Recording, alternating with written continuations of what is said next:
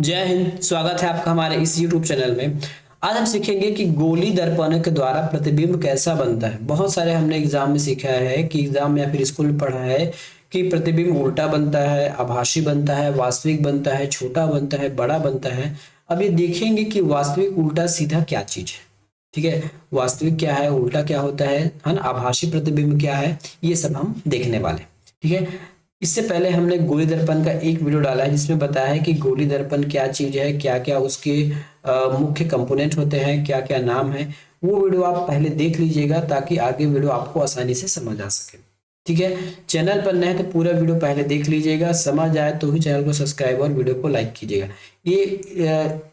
ये जो चैप्टर है आपके प्रयोगशाला परिचारक के लिए बहुत इंपॉर्टेंट है, क्योंकि 9th और 10th से आपको प्रश्न पूछने वाले हैं 60 नंबर का। ठीक है, 60 नंबर का। उन्होंने कहा जरूर है कि 9-10 से पूछेंगे, लेकिन ऐसा कोई जरूरी नहीं है। ठीक है, ऐसा कोई जरूरी नहीं है। और आप ही बताओ, क्या आप सीधे 9-10 का पढ़ सकते हो बिना 1 6 7 8 पढ़े बिना? क्या आप सीधा 9-10 का साइंस पढ़ पाओगे? बिल्कुल नहीं पढ़ पाओगे। तो हम एक ऐसा वीडियो तैयार करें, यदि आप प्रकाश चैप्टर है तो क्लास 6 में, क्लास 7 में, क्लास 8 में, जिस जिस क्लास में जो जो चैप्टर होगा उसको हम एक साथ करके आपको दिखा रहे हैं, बता रहे हैं, है ना। कभी भी इस धोखे में मत रहिएगा कि 9th और 10th से ही प्रश्न आएंगे। मैं मान भी लेता हूं कि 9th और 10th से प्रश्न आएंगे, तो बिना क्लास 6 7 8 पढ़े बिना आप कैसे 9th और 10th का साइंस पढ़ लोगे? संभव ही नहीं है। ठीक है, तो चलिए आगे और कभी बात कर लेंगे इस बारे में। हमारा मेन टॉपिक आज का है गोली दर्पण द्वारा किस प्रकार से प्रतिबिंब बनता है। ठीक है, गोली दर्पण द्वारा प्रतिबिंब कैसे बनता है, इसके लिए आपको कुछ बातें याद रखने के लिए मैंने कहा था कल, वो कि कैसे कौन सा किरणें कहाँ से परिवर्तित होती है। ठीक है, कोई किरण यदि मुख्य अक्ष के समानांतर आती है तो वो फोकस से गुजर जाती है, नियम नंबर 1। नियम नंबर 2, यदि कोई किरण फोकस पर आपतित होती है तो परावर्तन पश्चात मुख्य अक्ष के समानांतर निकल जाती है, ये नियम नंबर 2 हो गया। नियम नंबर 3 है, यदि कोई किरण वक्रता केंद्र अर्थात सी से होकर आती है तो परावर्तन पश्चात उसी दिशा में लौटकर चली जाती है। ठीक है, तो इतना आपको याद होने के बाद आपको बाकी समझने आने वाला है। चलिए देखते हैं अब। ठीक है, तो सबसे पहला स्थिति क्या होगा दर्पण का इमेज बनने पर, है ना। अनंत पर हम पहले किसका देख रहे हैं? अवतल दर्पण पर। ठीक है, यदि कोई भी चीज अनंत पर है, अनंत पर मतलब आपके वक्रता केंद्र या फिर पोल से बाहर, यदि वो अनंत पर है, ठीक है, अनंत पर है, तो अनंत पर आने वाले इमेज कैसे होते हैं ये देखिए। पहले यहाँ देख लीजिए, फिर मैं बना के बता दूंगा। ये अनंत से कोई बिंदु आ रही है, बिंदु अनंत से जैसी आती है, मतलब अनंत से आएगी तो मुख्य अक्ष के समानांतर आएगी, और समानांतर आने के बाद क्या करेगी? वो फोकस से परिवर्तित, क्या होगी? फोकस से परिवर्तित हो जाएगी। फोकस से क्या हो जाएगी? फोकस से उसका परिवर्तन हो जाएगा। चलिए अब यहाँ हम बना के देखें, वैसे तो इसमें बना हुआ है, एक और बना के हम आपको दिखाते हैं। एक ऐसा और बना के हम आपको दिखाते हैं। जैसे यहाँ पे कोई इमेज है, या इमेज हम इस प्रकार कोई अनंत से कोई प्रकाश आ रही है, ठीक है, परिवर्तन पश्चात वो फोकस से गुजर जाती है इस प्रकार से। ठीक है, क्या हो जाएगी? परिवर्तन प्रकाश कहाँ से निकलेगी? वो फोकस से निकल जाएगी। ये अनंत से आ रही है ना। परिवर्तन के पश्चात जो है वो फोकस से गुजरती हुई दिखाई देगी आपको। मेरा हो सकता है मेरे से सीधा बन नहीं रहा है, आप इसी इमेज में समझ लीजिए। ठीक है, ये आया किरण अनंत से और परिवर्तन पश्चात फोकस से गया। एक किरण हमने नीचे से गुजारा, वो भी परिवर्तन के पश्चात फोकस से गुजर गया। अर्थात जहां दो किरणें टकराती है, जहां दो किरणें टकराती है वहीं पे इमेज बनता है। ठीक है, तो क्या होगा? ये बहुत छोटा बनेगा क्योंकि अनंत से आ रहा है। प्लस याद रखिएगा, जो किरण अनंत पर आएगी तो उसका जो इमेज है फोकस पर बनेगा। अत्याधिक छोटा और बिंदु का सहित, और वास्तविक और उल्टा बनेगा। उल्टा मतलब जैसे एक व्यक्ति यहाँ पर है, इस प्रकार से इसका पैर नीचे है तो इसका इमेज यहीं पे बनेगा, लेकिन उल्टा बनेगा। ये सिर ऊपर हो, सिर नीचे हो जाएगा और पैर ऊपर हो जाएगा, उल्टा बनेगा ना। वास्तविक क्यों? क्योंकि दर्पण के लेफ्ट साइड बन रही है ना। हमको प्रकाश जो है एक साथ एक में मिलता हुआ दिखाई दे रहा है ना। दो दो प्रकाश आपस में कट रहा है, इसलिए वास्तविक है। यदि दो प्रकाश कटता हुआ प्रतीत होगा तब वो अवयवाभासी कहलाया जाएगा, और उल्टा होगा मतलब वो नीचे बनेगा। उल्टा होगा मतलब वो नीचे बनेगा, ये पहला कंडीशन है। अब प्रकाश को सीधा पास में लाते हैं, अब कोई वस्तु को सीधा पास में लाते हैं, सी से परे मतलब सी के आसपास, सी से परे सी के आसपास हम लाते हैं, सी के जैसे ही आसपास लाएंगे, देखिए कि बी ओ को इमेज आ गया, सी के आसपास लाएं तो जैसी वस्तु को सी के आसपास रखेंगे तब क्या होगा, एक किरण निकलेगी, है ना। तो पहले नियम का पालन करेगी, है ना, एक किरण जो समानांतर आ रही है, पहले नियम का पालन करते हुए वो फोकस से गुजर जाएगी, तो ये डी जो है फोकस से गुजर गया। दूसरा नियम या फिर तीसरा नाम नियम लगा लीजिए इसमें, तीसरा, यदि कोई रेखा, यदि कोई प्रकाश की किरणें सी से आती है या फिर सी से आती है तो वो सी पे वापस लौट जाती है, देखिए वापस लौट रही है, और लौटते समय यहाँ पर वो टकरा रही, और जहां पर टकराएगी वही इमेज बनेगा, क्योंकि इमेज अभी भी नीचे बन रहा है तो इमेज उल्टा होगा, है ना। और इमेज जो है हमको दोनों किरणें आपस में टकराती हुई दिख रही है आंख से, ना, दिख रही, इसलिए वास्तविक होगा। दूसरा छोटा भी होगा और एफ और सी के बीच बनेगा, देखिए ये सी है और एफ है, तो एफ और सी के मध्य बनने वाला है। ये कुछ चीजें आप कुछ रटने वाला होता है ना, उसको याद रखिएगा, नहीं रटेंगे तो दिक्कत हो जाएगा, लेकिन समझ के रटेंगे तो और ज्यादा ईजी है, समझ के रटेंगे तो और ज्यादा ईजी है। तो हमने दो सिचुएशन देख ली है ना। अनंत पर रहेगा तो फोकस पर बनेगा, ठीक है, याद रखिए हम कुछ इस प्रकार से इसको चलेंगे बनाते, लास्ट में बता दूंगा कि कैसा होगा। अनंत पर रखेंगे तो फोकस पर बनेगा, जैसे आप इधर लाते जाओगे ना इसको, जिस जिस प्रकार इधर इसको लाते जाओगे तो इसका जो इमेज है वो इस साइड खसकते जाएगा, इस साइड खसकते जाएगा। देखिए पहले फोकस पर बन रहा था, इमेज को पास लाए, इसमें इमेज को पास लाए तो ये फोकस से साइड हो गया, मतलब ये इस ओर गति कर रहा है तो जो इमेज इस ओर गति करने लगेगा, ठीक है। अब तीसरा क्या हो सकता है, देखिए यदि किसी को हमने सी पर ही रख दिया, देखिए सी पर रख दिया है, तो पहला नियम के अनुसार से हम क्या करेंगे, पहला नियम के अनुसार,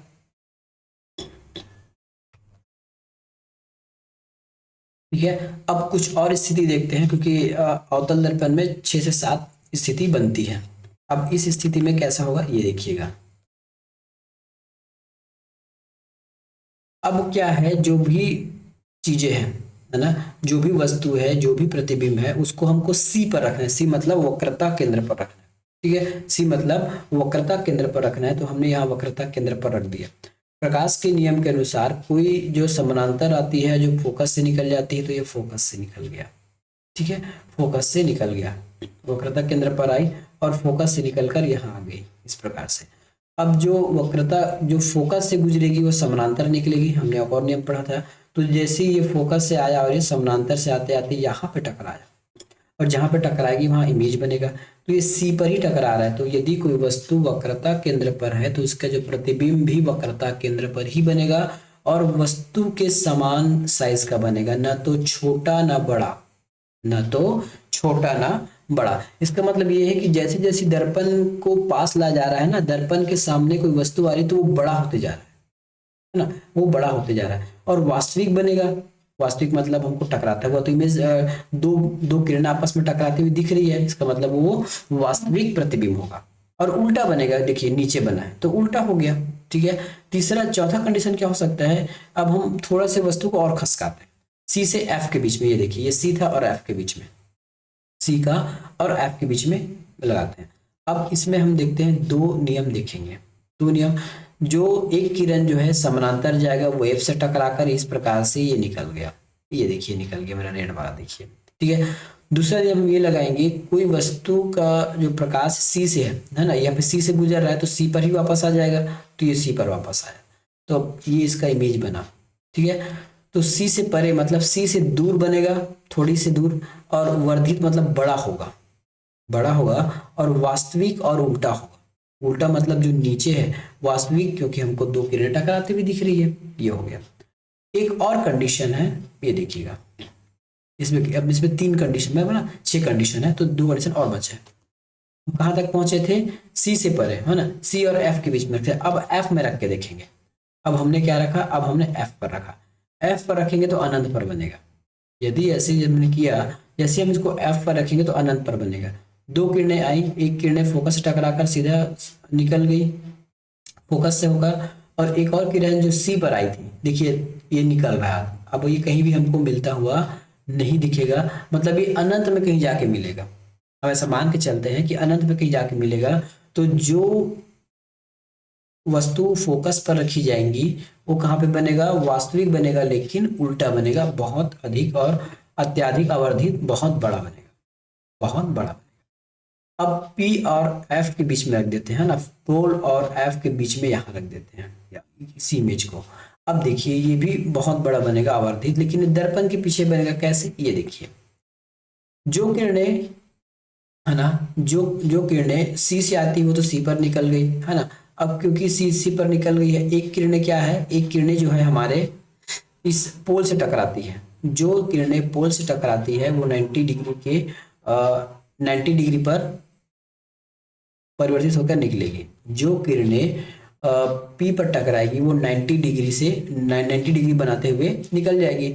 तो ये दोनों को हमको किरणें मिलती दिखाई नहीं दे रही है। अगर इसको वापस पीछे मिलाया जाए इस पर डॉट डॉट लेके, तो ये ए डैश पर मिलती है, ए डैश पर मिलती हुई प्रतीत हो रही, मतलब ये आभासी है और बहुत बड़ा बनेगा, आभासी है और बहुत बड़ा बनेगा। तो याद रखिएगा कि अवतल दर्पण में केवल एक स्थिति ऐसा है जिसमें सीधा बनता है और आभासी बनता है। कौन सा है, जब वस्तु को पोल और एफ के बीच, मतलब फोकस के बीच रखा जाता है। तो इसमें कितने कंडीशन लिखे थे, 6 कंडीशन। सबसे पहला कंडीशन हमने क्या देखा था, जब अनंत पर होगा ना, जब अनंत पर होगा तब इसका इमेज कहाँ बनेगा, इसका इमेज बनेगा आपके फोकस पर, ठीक है। अब इसको हम पास लाते हैं सी से परे, सी से परे मतलब सी के आसपास, सी से परे लाएंगे तो ये एफ सी और एफ के बीच बनेगा, ठीक है। तीसरा कंडीशन, जब हम इसको सी पर रखते हैं, सी पर रखेंगे तो इसका जो इमेज है सी पर बनेगा, ठीक है। और ये सभी जितने हैं ना वास्तविक बनेगा और उल्टा बनेगा, अभी तक जितना बता रहा हूँ वास्तविक बनेगा और उल्टा बनेगा। चौथा नंबर देखिए, यदि सी से हटा देते हैं, सी से और सरकाते हैं तो हमको मिलता है एफ। यदि हम इसको एफ पर रखेंगे तो ये हमको अनंत पर बनता हुआ प्रतीत होगा, मतलब अनंत पर ये बनेगा, ठीक है, अनंत पर बनेगा। क्या कुछ चीजें हम भूल रहे हैं क्या इसमें, सी और एफ के बीच भूल रहे थे ना, सी और सी से एफ, तो एक और लिख लेते हैं, ये एफ हो गया, पांचवा हो गया सी, या फिर सी और एफ के बीच, यदि सी और एफ के बीच रखेंगे तो ये कहाँ बनता हुआ दिखेगा हमको, सी और एफ के बीच रखेंगे तो वर्धित होगा और ये सी से परे बनेगा, सी से परे बनेगा, ठीक है। छठवा होता है, यदि हम पी और एफ के बीच रखते हैं तब क्या होगा, ये दर्पण के पीछे बनता है, ये क्या बनेगा, दर्पण के पीछे बनेगा, बड़ा बनेगा और सीधा बनेगा। इसका मतलब हम ये कह सकते हैं क्या, ये दर्पण है, ये जिस प्रकार हम वस्तु को इधर खसकाते जाते हैं और इमेज इस प्रकार खसकते जाता है, ठीक है। तो ये आपको याद रखिएगा कि अवतल दर्पण का मात्र एक केस ऐसा है, यदि हम P और F के बीच यदि कोई बिंदु को, कोई इमेज को रखते हैं तो बहुत बड़ा बनेगा, आवर्धित। आपको देखिए, इसीलिए देखिए यही कारण की वजह से ये जो अवतल दर्पण को दाढ़ी वाढ़ी बनाने के लिए किया जाता है। देखिएगा जब जैसे भी आप दाढ़ी बनाएंगे तो एकदम दर्पण को ऐसा टिका के बनाते हैं, क्यों, क्योंकि आपकी जो दाढ़ी है या दांत उसको बड़ा बड़ा दिखाता है, वो यही है ये, है ना। क्योंकि आप अपने फेस को P और F के बीच रखते हैं तो इमेज दर्पण के पीछे बनता है, लेकिन वो आभासी और सीधा होता है, ठीक है। इसीलिए इस इमेज को हम, इस दर्पण को दाढ़ी वाढ़ी बनाने के लिए उपयोग करते हैं, क्यों, क्योंकि जैसे ही इमेज को P और F के बीच रखा जाएगा तो बहुत बड़ा दिखेगा, है ना, जैसे हम दाढ़ी बनाते हैं तब की स्थिति में।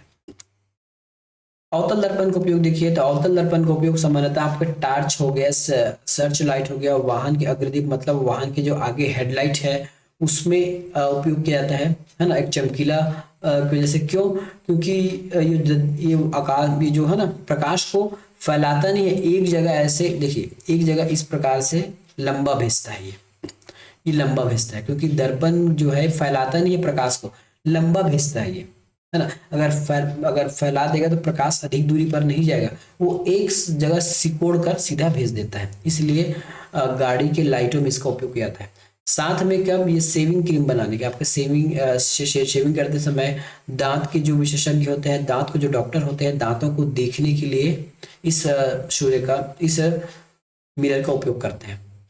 सौर भट्टियों में सूर्य के प्रकाश को केंद्रित करने के लिए अवतल दर्पण का उपयोग भी किया जाता है ना, क्योंकि प्रकाश को एकत्रित करता है। देखिए यहां से प्रकाश निकला, वो यहाँ पे एकत्रित हो गया। अवतल दर्पण की कुछ विशेषता देख लीजिए, इसकी फोकस दूरी और क्षमता दोनों ऋणात्मक होती है। अवतल दर्पण बना लेते हैं, ये देखिए अवतल दर्पण, ठीक है। अवतल दर्पण की फोकस दूरी और क्षमता दोनों ऋणात्मक होती है। फोकस दूरी ये हो गई। हमने बताया था कि जो भी दर्पण के लेफ्ट साइड होगा वो माइनस में होगा और जो इस साइड होगा वो प्लस होगा। अवतल दर्पण का तो फोकस इस साइड होता है, लेफ्ट साइड होता है, तो ऋणात्मक तो होना ही है। इससे बना प्रतिबिंब अधिकांश स्थिति में वास्तविक होता है, बस एक स्थिति में काल्पनिक होता है, जब प्रतिबिंब को फोकस और पी के बीच रखा जाता है। इससे बनने वाला प्रतिबिंब वस्तु से बड़ा, छोटा और बहुत छोटा भी हो सकता है ना। इसका काम कैसा होता है, छोटा को बड़ा दिखाता है, जैसे डॉक्टर लोग यूज करते हैं, और हजामत के लिए, है ना। प्रकाश को सिकोड़ता है, मतलब एक जगह से, इसलिए इसको टॉर्च में यूज कर सकते हैं, गाड़ी के लाइटों में, सोलर कुकर में, या फिर प्रज्वलक के रूप में इसका उपयोग किया जाता है। अब हम उत्तल दर्पण का प्रतिबिंब समझते हैं कि किस प्रकार से बनता होगा। इसमें केवल दो ही स्थिति बन सकती है, और केवल दो ही स्थिति क्यों बनती है ये भी हम बताएंगे आपको, ठीक है। वीडियो ज्यादा लंबा नहीं बनना चाहिए, थोड़ा सा बस इसको देख लीजिए, फिर हम इसको बंद करेंगे। उत्तल दर्पण का द्वारा बने प्रतिबिंब की प्रकृति, स्थिति और अपेक्षित साइज। बिंब की स्थिति, प्रतिबिंब की स्थिति, प्रतिबिंब का साइज कैसा होगा ये आपको पता चलेगा। अनंत पर, यदि कोई अनंत पर है ना, तो एस पर रूल जो भी प्रकाश अनंत पर है टकराने के बाद फोकस से गुजर जाती है ना। यदि जो समानांतर आती है वो टकराने के बाद फोकस से दूर गुजरती है, तो जैसे देखिए ये तो कोई हमारा उत्तल दर्पण है, उत्तल दर्पण में फोकस दूरी अंदर रहती है, इसलिए फोकस से टकराती हुई प्रतीत होती है, देख लीजिए। इसलिए इसमें आभासी बनता है और सीधा बनता है, ठीक है। अत्यधिक छोटा बनेगा, बिंदु के साइज का बहुत छोटा। और यदि अनंत तथा दर्पण के ध्रुव के पीछे, अब देखिए हमने अनंत और सीधा दर्पण के ध्रुव की बात किया, क्योंकि इसका फोकस दूरी, वक्रता केंद्र है, ये सभी अंदर की ओर होते हैं, अपोजिट साइड होते हैं, इसलिए हमारे यहाँ पे दो ही स्थिति बन सकता है, एक तो अनंत, दूसरा पोल और अनंत के बीच। जब भी पोल और अनंत के बीच बनेगा तब भी इसका इमेज छोटा बनेगा, आभासी और सीधा बनेगा। ये देखिए एक इमेज आया, सॉरी एक लाइट आई, है ना, एक रे आया, टकराने के बाद समानांतर होने के कारण फोकस से गुजरती हुई दिखाई दे रही है। दूसरा जो वक्रता केंद्र से टकरा रही है, वक्रता केंद्र पर ही वापस आ जाएगी, तो ये दोनों टकराते हैं आपके यहाँ पर, सी और सीधा, ठीक है। तो इसमें मात्र दो ही प्रकार की प्रकृति की बन सकती है। यदि अनंत पर है कोई इमेज तो उसका फोकस एप, कोई बिंदु अनंत पर है ना, तो प्रतिबिंब बनेगी फोकस पर, और अनंत और दर्पण के बीच है तो फोकस और पोल के बीच इसकी इमेज बनती है। वस्तु की स्थिति दोनों स्थिति में आभासी और सीधा होता है, दो, क्योंकि दर्पण के पीछे बनता हुआ प्रतीत हो रहा है। उत्तल दर्पण का उपयोग क्या है, तो उत्तल दर्पण का उपयोग सामान्यतः वाहन के पश्च दृश्य दर्पण के रूप में किया जाता है। पश्च दृश्य मतलब वाहन के जो पीछे के जो दृश्य देखने के लिए, है ना। देखिए ड्राइवर लगा और ड्राइवर बैठेगा, ड्राइवर के जस्ट ऊपर एक मिरर लगा रहता है, वो पीछे की चीजों को देखता है, क्योंकि ये बड़ा नहीं करता, है ना। ये जो दर्पण है किसी भी चीज को बड़ा नहीं दिखाता, छोटा दिखाता है, और जैसे ही छोटा दिखाता है तो बहुत सारे एरिया को कवर करता है। बड़ा दिखाता है तो कम एरिया को कवर करता है, छोटा दिखाता है इसलिए बहुत सारे एरिया को कवर करता है। तो वाहन चालक को पीछे की बहुत सारी चीजें दिखती है, बहुत सारी दुकान, घर, गाड़ी, बिल्डिंग, ये सब दिख जाती है छोटे छोटे करके, इसलिए इसको वाहन चालक के सामने लगाया जाता है। ये दर्पण वाहन के पार्श्व और साइड में भी लगे होते हैं। इसमें ड्राइवर अपने पीछे वाहनों को देख सकता है, इसमें वे सुरक्षित वाहन चला सकते हैं। उत्तल दर्पण को इसलिए भी प्राथमिकता देते हैं क्योंकि ये सदैव सीधा प्रतिबिंब बनाता है, यद्यपि वह छोटा होता है ना। इसका दृष्टि क्षेत्र भी बहुत अधिक होता है, क्योंकि ये बाहर की ओर वक्रित होता है। अतः समतल दर्पण की तुलना में उत्तल दर्पण ड्राइवर को अपने पीछे बहुत सारे क्षेत्रों को दिखाने में समर्थ होता है, समतल दर्पण की अपेक्षा, क्योंकि ये इमेज छोटा बनाता है इसलिए बहुत जगह को कवर कर लेता है। तो ये था हमारा उत्तल दर्पण द्वारा बना कुछ चीजों के बारे में जानकारी। इसकी फोकस दूरी हमेशा धनात्मक होती है। देखिए उत्तल दर्पण है, ये उत्तल दर्पण, इस प्रकार से उत्तल दर्पण हो गया। इसके अंदर आपको फोकस दूरी और सी मिल जाएगा, और राइट साइड है तो प्लस में रहेगा, निगेटिव है तो माइनस में, माइनस है तो लेफ्ट साइड वाला है, ठीक है। तो ये हमारा क्या हो गया, उत्तल दर्पण हो गया। इसकी क्षमता हमेशा धनात्मक होती है, वस्तु को बड़ा से छोटा दिखाता है, ठीक है, प्रकाश को बिखेरता है, इसलिए स्ट्रीट लाइट है, प्रोजेक्टर में इसका उपयोग किया जाता है।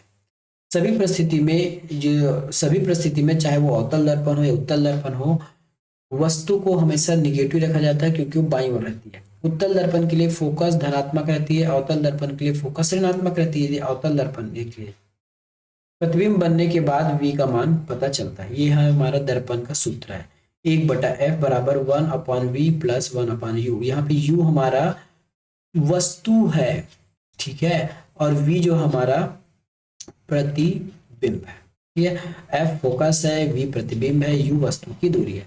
इसके बाद हम एक और वीडियो लाएंगे जिसमें हम न्यूमेरिकल सॉल्व करके बताएंगे। मिलेंगे नेक्स्ट वीडियो में, तब तक के लिए धन्यवाद।